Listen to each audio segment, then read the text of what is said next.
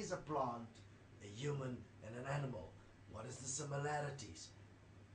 All of it is based on DNA, which is based on thus a particular set of chromosomes, a particular set of relationships that cause one to have particular skills that is programmable as language, as society, as expression, and so on. Therefore, the difference between a chimpanzee and a man is but a few chromosomes.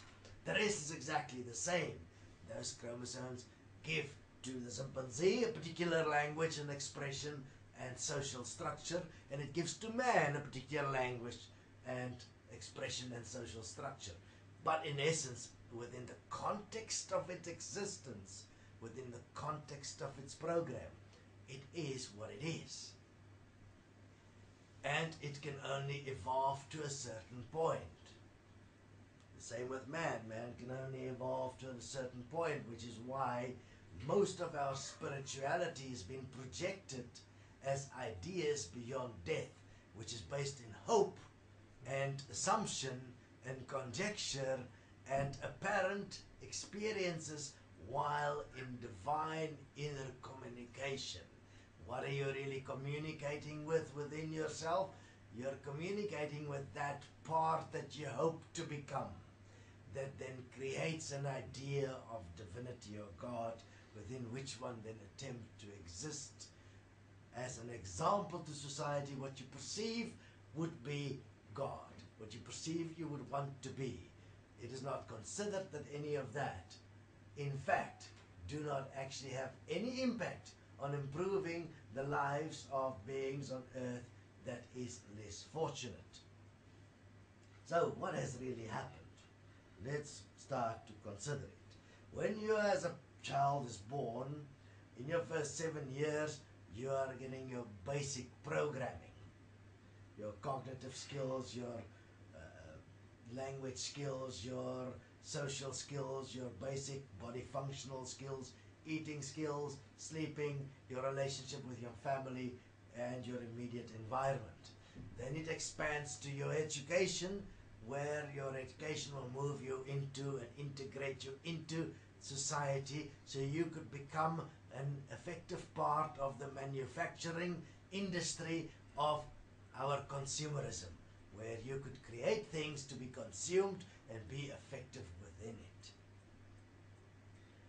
All of that is part of what you can call your programmed self.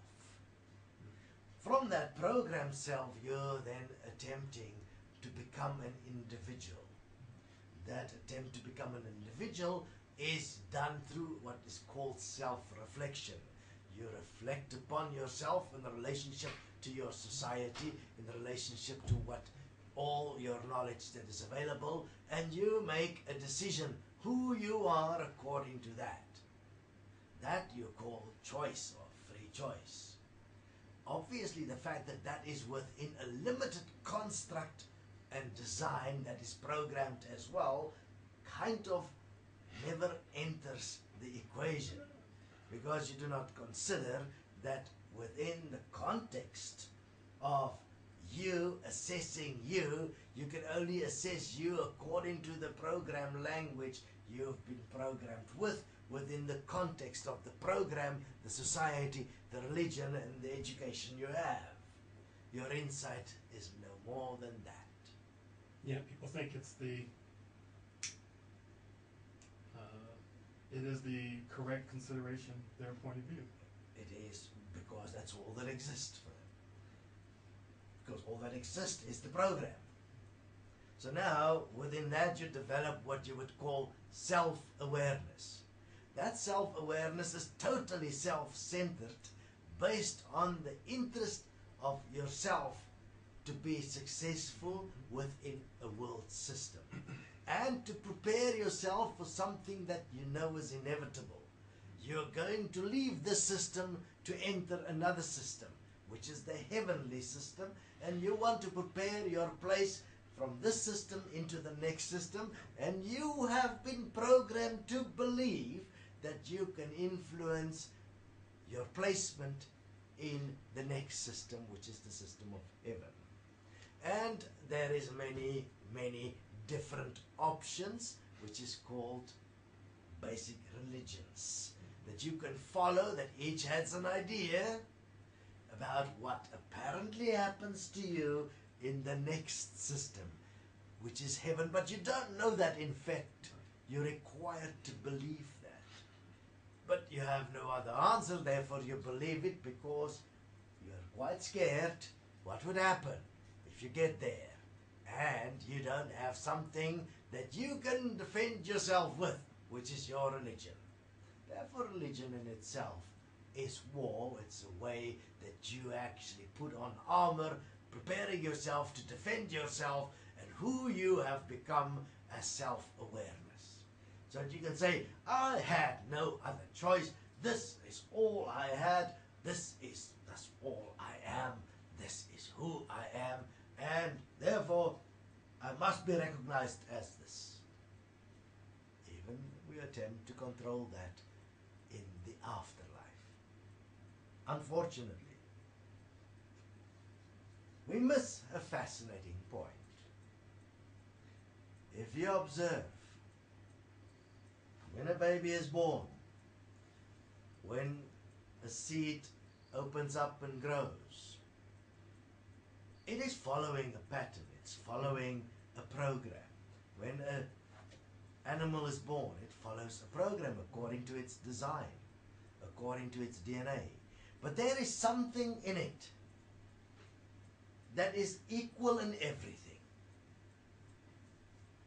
It is equal in the grass, it is equal in the air you breathe, it is equal in the animal, it is equal in the human, it is equal in the being that's dead in the afterlife. That equality is life. That equality does not form or follow a program. That equality is the essence of what is here.